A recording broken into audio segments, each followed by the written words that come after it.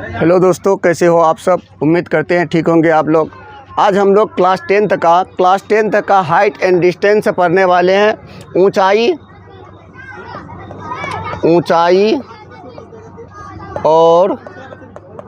और दूरी, इसको इंग्लिश में बोलते हैं हाइट एंड डिस्टेंस। ये ट्रिगोनोमेट्रिक का ही एक क्या है, पार्ट्स है। इसमें लगभग एनसीईआरटी में आपको 16 क्वेश्चन मिल जाएगा। उन 16 क्वेश्चनों में से कोई एक ना एक क्वेश्चन गारंटी है किसी न किसी हर ईयर पूछा जाता है। उन्हीं 16 क्वेश्चन में से एक क्वेश्चन आपको हर साल पूछा जाता है। तो यहाँ पे देखते हैं कि इस चैप्टर का क्वेश्चन को बनाने के लिए हम लोगों को प्रयुक्त क्या क्या चाहिए, मतलब किस किस पदों को, किन किन पदों का इस्तेमाल सबसे ज़्यादा होता है। तो ये जो हाइट एंड डिस्टेंस का जितने भी प्रश्न है, सारे प्रश्न समकोण त्रिभुज पे आधारित है। तो हम लोग चलते हैं, देखते हैं कि समकोण त्रिभुज में होता क्या क्या है। तो यहाँ पे हाइट एंड डिस्टेंस में, समकोण त्रिभुज में हाइट एंड डिस्टेंस में आपको एक चीज़ और देखना है कि त्रिभुज लेना है। वो त्रिभुज कौन सा होना चाहिए, समकोण होना चाहिए।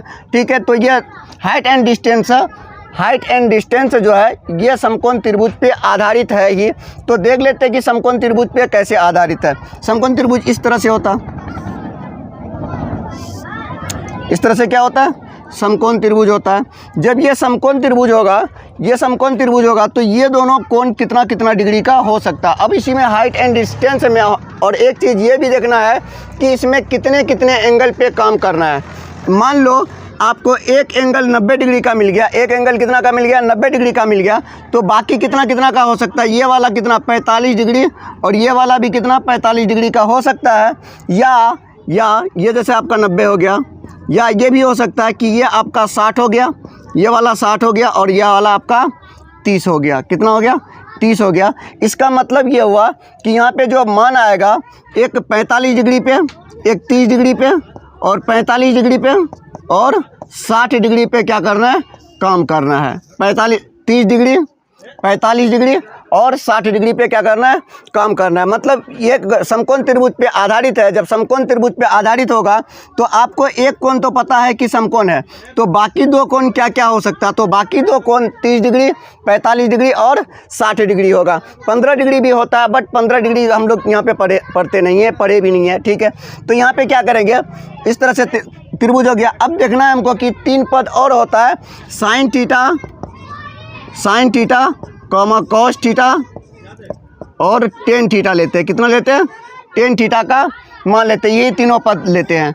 अब ये बताओ, ये तीनों पद हम लोग लेते क्यों है, ये तीनों पद लेते क्यों है? क्योंकि साइन थीटा बराबर क्या होता है, P/H, कॉस थीटा बराबर क्या होता है, B/H, और टेन थीटा बराबर क्या होता है, P/B होता है। अब यहाँ पे देख लो, आपको अगर क्या पता है, आपको सिर्फ करना पता है। क्या पता है, करना पता है। आपको करना पता है तो हम लोग फॉर्मूला कौन सा लगाएंगे, या तो कौन सा लगाएंगे, साइन थीटा बराबर क्या होता है, P/H। P तो पता नहीं है। अगर आपको ये वाला दिया हुआ रहे और इसका मान निकालना हो तो साइन थीटा लगाएंगे। अगर आपको कॉस थीटा से निकालना हो तो, अगर आपको कॉस थीटा में जैसे B/H होता है, क्या होता है B/H, B कौन होगा, B ये वाला होगा और H कौन सा वाला हो जाएगा, H ये वाला हो जाएगा। इन दोनों में से H ये वाला नहीं होगा, H ये वाला होगा, क्योंकि यहाँ पे H हाइट लेते हैं। इसको क्या लेते हैं हम लोग, यहाँ पे हाइट लेते हैं। ठीक है, तो ये आपको B/H, कॉस थीटा बराबर क्या, B/H। तो B कौन है आपका, B हो गया ये वाला, और दूरी कौन हो जाएगा आपका, विकर्ण वाला जो होगा, ये वाला मान आ जाएगा। तो जब आपको इन दोनों में से कोई एक दिया हुआ रहे, तो या सिर्फ क्या हाइट दिया, मतलब ये वाला मान दिया हुआ रहे, तो हम लोग इसको क्या कर सकते हैं, आराम से निकाल सकते हैं। अगर आपको ये वाला मान और इन मानों में से आपको दिया हुआ है कोई एक मान पता है, ये वाला या तो आपको ये वाला पता है, तो वहाँ पे क्या लगाएंगे, ऐसे केस में टेन थीटा लगाएंगे। ठीक है, तो यहाँ पे देखो अधिकतर जो यूज करते हैं टेन थीटा पे ही आधारित रहता है। सबसे ज़्यादा जो यूज होता है यहाँ पे टेन थीटा ही आपको यूज होगा। देखो साइन थीटा और कॉस थीटा को यूज क्यों करते हैं, मान लो आपको ये वाला मान, मतलब इन दोनों में से कोई भी मान पता नहीं है, ये वाला मान आपको पता है, तो क्या टेन थीटा लगाएंगे, मान निकलेगा, नहीं निकलेगा। तो उसके लिए क्या लगाते हैं, या तो साइन या तो कॉस, इन दोनों में से किसी का चूज करते हैं। तो वहाँ से इन दोनों में से P/B, मतलब P और B में से किसी एक का मान निकालते हैं। उसके बाद फिर क्या, टेन लगा करके वहाँ से उसका इसका क्या करते हैं, मान को निकालते हैं। ठीक है, जैसे आप लोग यहाँ पे ये भी पढ़े थे, ये आपका क्या हो गया, देखो ये वाला इसके सामने क्या है, इसके सामने वाला लंब ये हो जाएगा और इसके सामने वाला लंब कौन हो जाएगा, ये वाला हो जाएगा। और एक नया फिगर देख लो, क्योंकि देखो जितना भी क्वेश्चन बनेगा ये इसी पे आधारित है, समकोण पे ही आधारित है। अगर आपको ये चीज़ समझ में आ गया तो आप सारा क्वेश्चन को क्या कर सकते हो, सॉल्यूशन कर सकते हो, सॉल्व कर सकते हो। ये आपका हो गया 90 डिग्री का, ये कितना डिग्री का, 90 डिग्री का हो गया। ठीक है, तो ये हो जाएगा आपका कर्ण और ये हो जाएगा आपका आधार, ये वाला हो जाएगा लंब। ये बताओ कर्ण इसके सामने डिग्री का, ये जैसे ए हो गया और ये बी हो गया और ये आपका सी हो गया। जब आपको कोण ए वाला कहेगा, अगर आपको कोण कह दिया कि कोण ए 30 डिग्री है, तो बताए कि मतलब इसका या इन दोनों में से किसी एक का मान निकालने के लिए कहेगा। जब कोण आपका ये वाला रहेगा तो आपका लंब कौन हो जाएगा, इसके सामने वाला क्या हो जाएगा, लंब हो जाएगा। अगर आपको कोण सी के बारे में कहा है तो इसका चर्चा किया गया है, तो ये आपका परपेंडिकुलर कौन हो जाएगा, ये वाला हो जाएगा।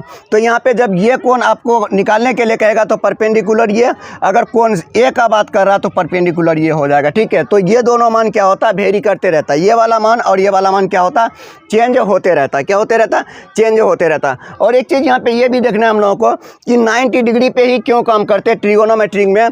ट्रिगोनोमेट्रिक का पार्ट में हाइट एंड डिस्टेंस में हम लोग 90 डिग्री का यूज क्यों करते हैं। देखो यहाँ पे 90 डिग्री का यूज क्यों करते हैं। देखो यहाँ पे मान लो आप, यहाँ पे एक आदमी खड़ा है, यहाँ पे क्या है, कोई आदमी खड़ा है इस तरह से। ठीक है, वो किसी को, यहाँ पे एक मीनार है, कुछ कोई वस्तु रखा हुआ है।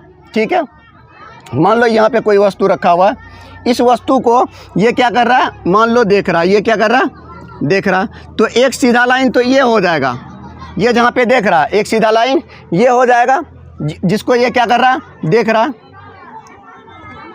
ठीक है, और उसके एक सीधा मतलब तिरछा देख रहा है, वो क्या देख रहा है, तिरछा देख रहा है। अब उस वस्तु के नीचे भी कुछ क्या होगा, सीधा स्ट्रेट एक लाइन खींच लेते हैं, ये हो जाएगा। ठीक है, और यहाँ पे जो वस्तु खड़ा है, जिस वस्तु को रखे हैं, एक लाइन वहाँ पे इस तरह से यहाँ पे भी बनेगा, एक लाइन इस तरह से यहाँ पे भी बनेगा, और इसके नेत्र जहाँ पे है एक लाइन वहाँ पे इस तरह से बनेगा इस तरह से। अब ये बताओ, देखो अगर आपको इस तरह से समझ में नहीं आ रहा तो सीधे क्या करो, इसको भी मिटा देते हैं, इसको भी मिटा दो। ठीक है, इसको भी मतलब मिटा देते हैं इसको। ठीक है, यहाँ पे कोई भी वस्तु ले लो आप। ठीक है, कोई वस्तु ले लिया, इसको भी मिटा दो। अब ये बताओ ये क्या कर रहा है, यहाँ पे इसको देख रहा है, क्या कर रहा है, इसको देख रहा है। ठीक है, तो ये बताओ एक तो सीधा लाइन ये बन रहा है कि ये वस्तु क्या कर रहा है, उसको देख रहा है, इस वस्तु को क्या कर रहा है, देख रहा है। तो ये बताओ एक तो नेत्र का तिरछा एक ऊपर इस तरह से लाइन बनेगा, एक लाइन यहाँ पे भी बनेगा, इसका एक लाइन यहाँ पे भी बनेगा इसका नेत्र के पास, और जहाँ पे ये देख रहा है एक लाइन वहाँ पे इस तरह से बनेगा। ठीक है, अब इस तरह से जब लाइन बनेगा, यहाँ पे जिसको देख रहा है उसका सीधे हम लोग क्या आ जाते हैं, नीचे आ जाते हैं। क्या आ गए, नीचे आ गए। अब बताओ ये क्या हो जाएगा, लंब हो जाएगा। ये क्या हो जाएगा, लंब हो जाएगा।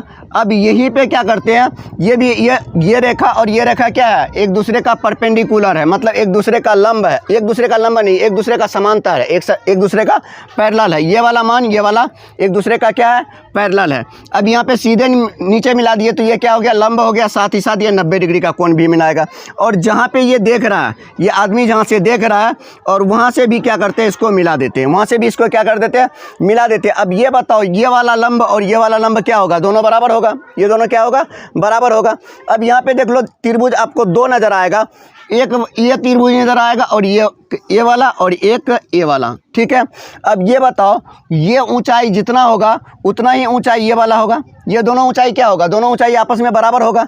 ये वाला बीच वाला क्या है, बीच वाला क्या है, विकर्ण या कर्ण है, विकर्ण या कर्ण है। अब ये वाला देखो दोनों में उभयनिष्ठ है, दोनों में क्या है, उभयनिष्ठ। अगर इसमें 20 मीटर, इस त्रिभुज में 20 मीटर प्रदर्शित कर रहा है तो इस एंगल में भी कितना 20 मीटर ही प्रदर्शित करेगा, कितना प्रदर्शित करेगा, 20 मीटर इसमें भी प्रदर्शित करेगा। और ये वाला जितना मान रहेगा ये वाला भी उतना ही मान रहेगा। इसीलिए हम लोग किस पे काम करते हैं, परपेंडिकुलर, मतलब एक समकोण त्रिभुज पे क्या करते हैं, प्रयोग करते हैं। समझ में आ गया।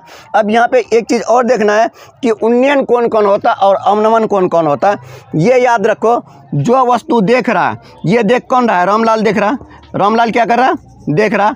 रामलाल जो देख रहा है, इसके आँख के साथ और इस लाइन के साथ, इस लाइन और इसके नेत्र के बीच, इनके बीच में जो कोण बनेगा उसी को क्या कहते हैं हम लोग, उन्नयन कोण कहते हैं। उसी को क्या कहते हैं, उन्नयन कोण। मतलब ऊपर देखने वाले, जो ऊपर देखेगा, ऊपर जो देखेगा उसके नेत्र और उसको देखे जाने वाले मतलब ये लाइन जो ये देख रहा है, एक तो ये लाइन है नेत्र का, इसका एक लाइन इसके नीचे है, और इन दोनों के बीच में जो कोण बनेगा उसी को क्या कहते हैं हम लोग? उन्नयन कोण कहते हैं। और अवनमन कोण किसको कहते हैं? यहाँ पे देख लो, जिसको देख रहा है एक तो ये लाइन है ही, जो देख रहा है जिसको देख रहा है एक तो ये लाइन है ही, साथ ही साथ वहाँ पे एक लाइन इस तरह से भी बनेगा, और यहाँ पे जो कोण बनेगा इसी कोण को क्या बोलते हैं हम लोग?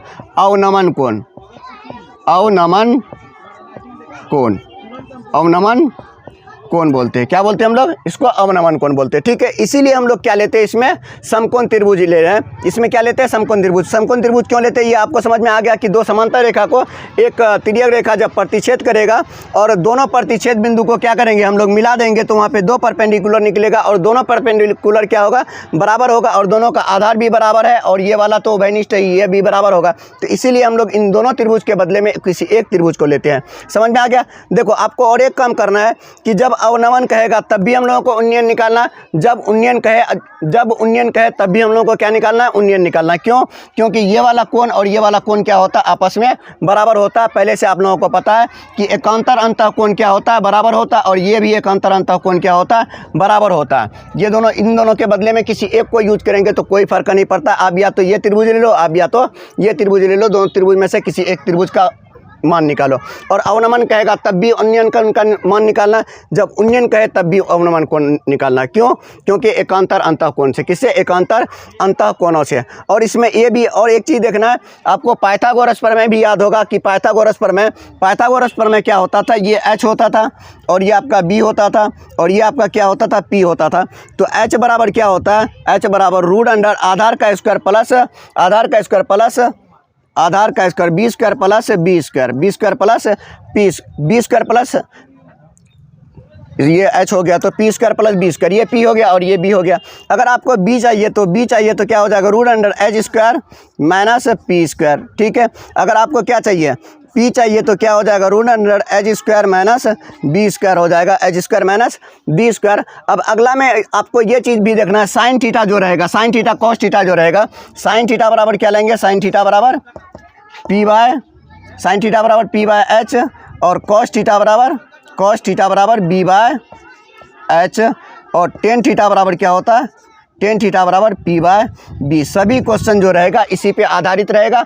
आप लोगों को अगर ये समझ में आया होगा तो आप अच्छे से इसका नोट से भी बना सकते हैं, अन्यथा नेक्स्ट रोज हम लोग फिर इस पे क्या करेंगे? क्वेश्चन बनाएंगे। उन्नयन और अवनमन आपको याद हो गया होगा। उन्नयन कब बोलेंगे? जब जो वस्तु को देखेगा उसके साथ जो कोण बनेगा उसका उन्नयन कोण बनेगा। जिस वस्तु को देख रहे हैं और वहाँ पे जो लाइन बनेगा उसके अंदर में जो क्या बनेगा, उसके बीच में जो स्पेस रहेगा उसको क्या बोलेंगे हम लोग? अवनमन कोण कहेंगे।